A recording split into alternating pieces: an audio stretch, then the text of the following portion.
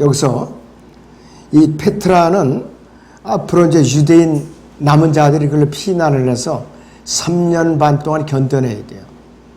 그럴 때 밤에 이슬처럼 만나가 내립니다. 그때, 그 타이밍에만 나가서 만나를 거둬들여서 생존을 해야 됩니다.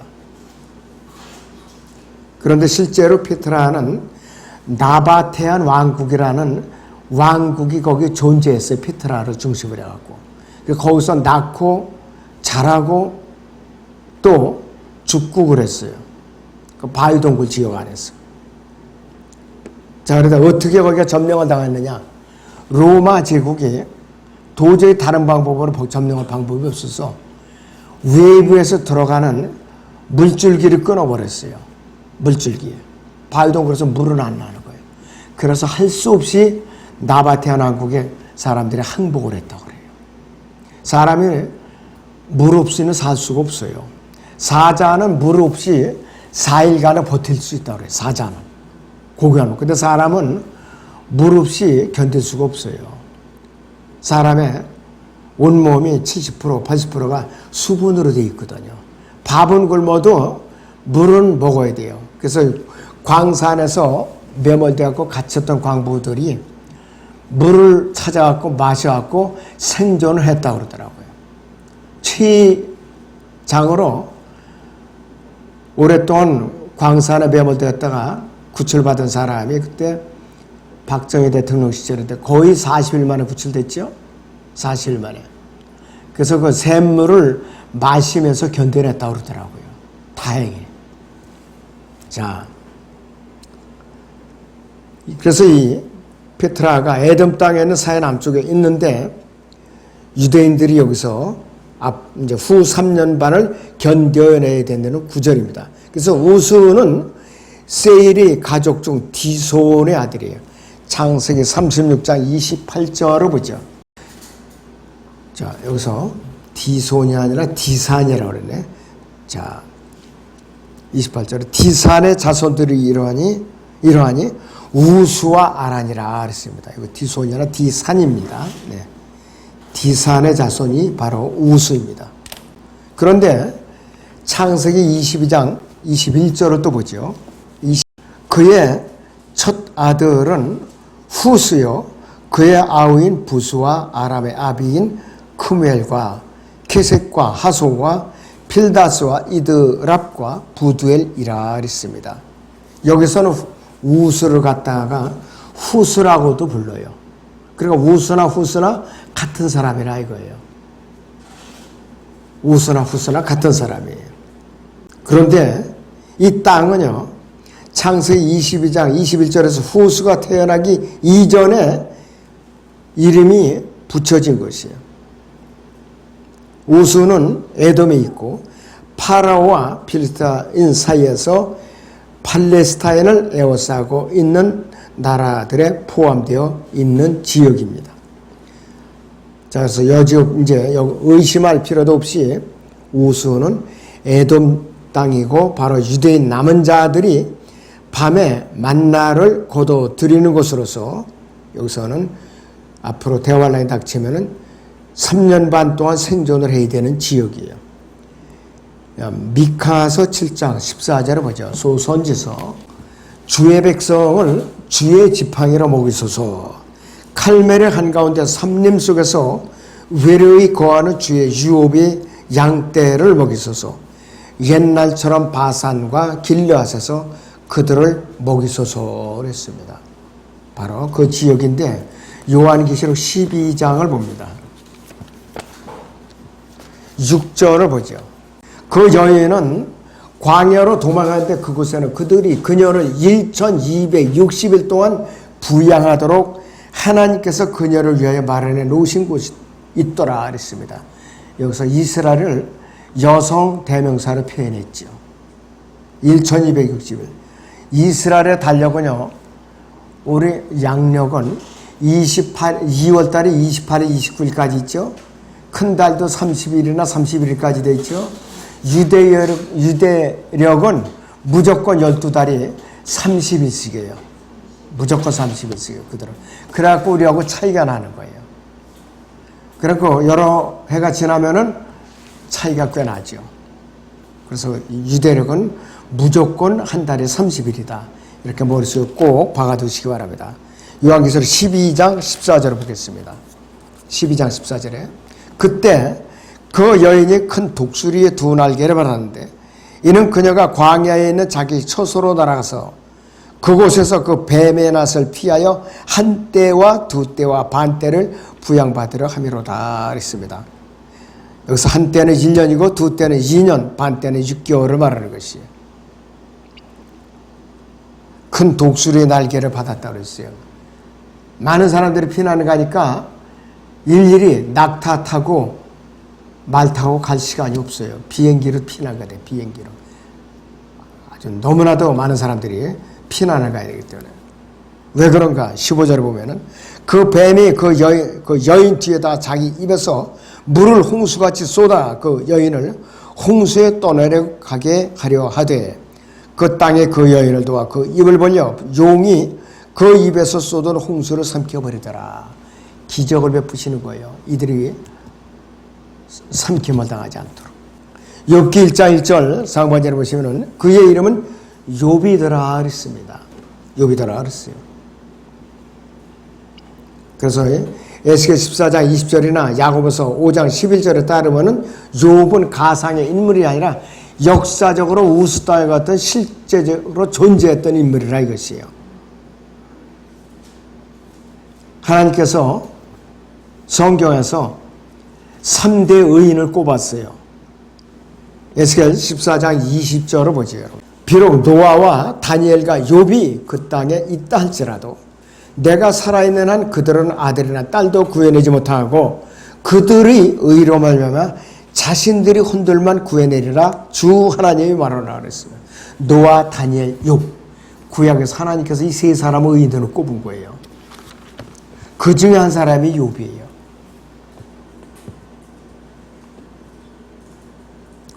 자, 욥이 아브라함의 5대 손이었는지 혹은 그가 에돔의 두 번째 왕이었는지는 중요하지 않다 그랬습니다. 역대기상 7장 1절에서는 요밥이라고 표현되어 있고 철자는 야숲이라고 되어 있어요.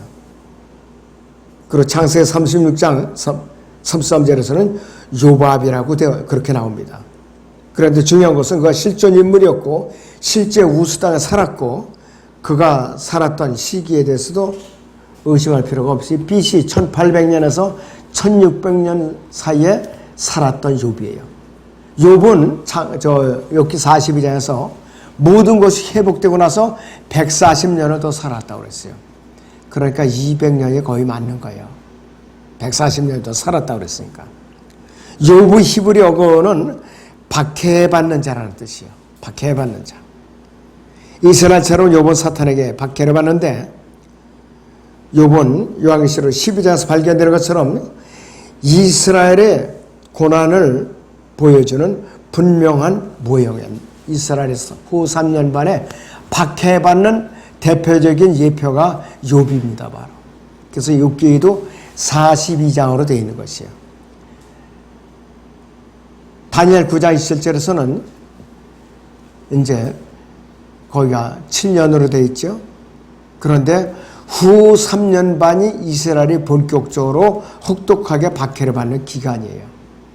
그때 모세 엘리야도 이 땅에 재림해서 사역을 시작하는 거예요. 그때. 욥기 1장 1절에서 그 사람은 온전하고 이렇게 나옵니다. 자, 온전하고 그랬어요. 그런데 온전하고 퍼펙트라는 말인데 성경에서 의미는 죄가 없다는 말이 아니에요. 자, 그래서 열왕기하 20장 3절이나 역대기상 28장 9절에서 온전한 마음이라는 단어가 나오는데 이것이 예레미야 17장 9절을 보세요, 여러분들. 마음은 만물보다 거짓되고 심히 악하니 누가 그것을 알 수 있으리라 했습니다. 나 주는 마음을 살피고 나는 속을 시험하며 그 사람의 행위와 행실의 결과대로 각 사람에게 주노라 그랬습니다. 잠언 4장 23절 연심을 다하여 네 마음을 지키라 그랬습니다. 열심을 다해 네 마음을 지키라. 이는 삶의 문제들이 거기서 나옴이라 그랬습니다. 그 사람의 마음이 제일 더러운 거예요. 개똥, 쇠똥보다 사람의 마음이 더 더럽다 이거예요. 이것이 역대하 16장 9절이나 이사야 38장 3절에도 나오는데, 자, 누가복음 1장 3절에서는 누가는 모든 것에 대한 모든 세부 사항을 다 안다고 말하는 것이 아니고, 자, 마태복음 5장 48절에서는 한쪽으로 치우치지 않는 거예요. 공평한 것을 말하는 거예요. 자, 그래서 누가복음 13장 32절을 보죠. 주께서 그들에게 말씀하시기를 그 여우에게 말하라. 가서 그 여우에게 말하라. 보라, 오늘과 내일 내가 마귀들을 쫓아내어 병을 고치려니와 셋째 날에는 온전하게 되리라 그랬습니다. 셋째 날은 주님의 부활을 말하는 것이에요. 그러니까 완전한 구속사역을 이뤄놓는다는 의미를 말하는 것입니다. 자, 그래서 히브리서 13장 21절에서는 자신이 하는 모든 일에서 죄 없는 사람은 아무도 없어요. 왜? 전도 7장 20절인 대로 죄를 짓지 아니하는 의인은 땅에 한 명도 없다고 그랬어요. 그래서 이 사도 바울도 빌립보서 3장 12절에서 자신이 이미 온전해진 것이라고 표현한 적이 없어요. 그래서 온전하다는 말은 일반적인 사전의 의미에서는 맞추다, 적응시키다, 완성하다, 끝내다, 정확하게 하다라는 뜻이 있는데, 죄 없음과는 관계가 없는 용어예요. 이 뜻이. 욥이 온전함을 죄 없는 온전함과 연결시켜 말하는 것을 우리가 주목할 필요가 없는데, 욥은 죄가 없는 것이야. 분명히 죄가 있었던 사람이에요. 그는 뭐가 문제가 되냐? 자기 의의를 내세웠기 때문에 그는 죄가 있었던 거예요. 자기 의의를 내세웠기 때문에. 그래서 욥의 정직함은 자기 의에서는 그 자신을 구원할 수가 없었어요. 그래서 정직하다는 것, 자기 의로서는 아무도 구원받을 수가 없어요. 온전한 사람은 네 가지 특징인데, 첫째는 하나님을 두려워할 줄 아는 사람이에요. 잠언 1장 7절인 대로, 또 욥기 1장 1절인 대로 악을 피하는 사람. 세 번째는 정직하게 행하는 사람. 네 번째는 규칙과 규제와 율법, 그 당시 살고 있는 그 당대의 사회적 관습에 외적으로 복종하는 사람이에요. 노아도 그랬던 사람이에요. 노아도 창세기 6장 봅니다. 8절 9절. 그러나 노아는 주의 눈에서 은혜를 찾았더라. 이것이 노아의 내력이라. 노아는 의인이요 그 당대의 완전한 사람이었으며 하나님과 동행했더라.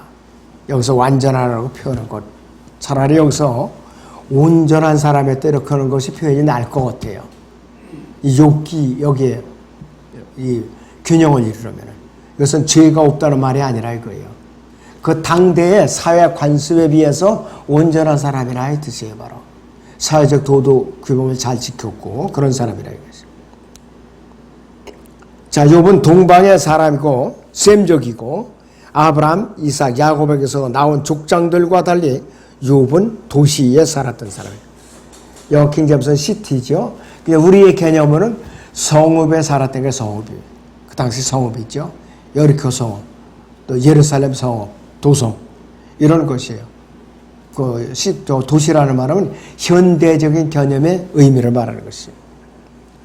순회법정에서 재판하는 자리에 앉는 원로들 중에 하나였죠. 욥기 31장 21절을 봅니다. 내가 나의 도움을 성문에서 보고 압이 없는 자를 대적해서 내 손을 들어 올렸다면 그때는 내 팔을 내 어깨 뼈에서 떨어뜨리고 내 팔을 뼈에서 부서뜨리라 그랬습니다. 아주 자신만만했는데 이게 바로 자기의해 이런 게 바로.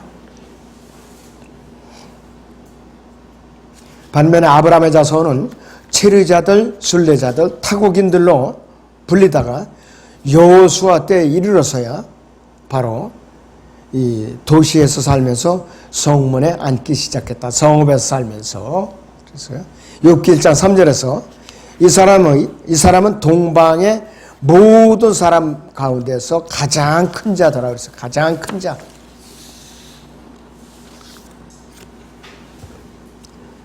자, 하나님께서 솔로몬에게 동방 나라의 모든 자손의 지혜보다 더 뛰어난 지혜를 주셨을 때 이랬습니다.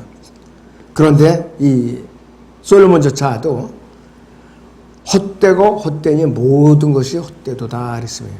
동방 나라라는 이 나라를 더 이스트 카운칠이라고 그랬어요. 킹덤이 아니라 카운칠.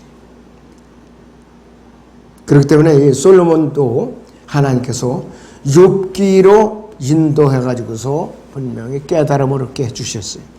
욥의 딸들은 그들이 형제들과 먹고 마시도록 초대를 받았는데, 그래서 욥의 가족은 온 가족이 다 이렇게 초청을 받아갖고 생일 잔치를 할 정도면은 사이가 좋았던 거예요. 좋았던 거라 이거죠. 자, 그런데 욥은 사람 안에 무엇이 있다는 것을 알고 있었던 사람이에요. 요한복음 2장 25절을 보죠. 또 사람 속에 무엇이 들어있는지를 아심으로 누가 사람에 관하여 증거하는 것도 필요로 하지 아니하시더라 그랬습니다. 예레미야 17장 9절을 우리는 기억하면 됩니다. 그래서 어떤 것도 당연시하지 않았고 잔치가 끝나면은 자녀들을 성결케 한 다음 일찍 일어나서 그들 모두의 수대로 번제를 드렸더라. 아들이 7이고 딸이 3이기 때문에 10명의 수대로 번제를 드렸다 그랬어요. 그래서 하나님께서는 이 번제를 기쁘시게 받으셨죠. 욥기에서 욥이 세 친구에게 하신 명령으로 볼 때 분명하고 창세기 22장 3절에서도 아브라함도 아침 일찍 일어나서 희생제를 드리는데 자기 아들을 드리죠. 자기 아들. 모리아산에서는 자기 아들까지 제물로 이제 드리는데 하나님께 기적적으로 이삭을 살려내죠. 생일이 7번이 각기 다른 날이라면은 1년에 7번의 잔치가 이른다는 말이에요. 7번. 번거롭죠, 아주. 욥도 참 바빴어요. 자, 오늘은 여기서 마칩니다.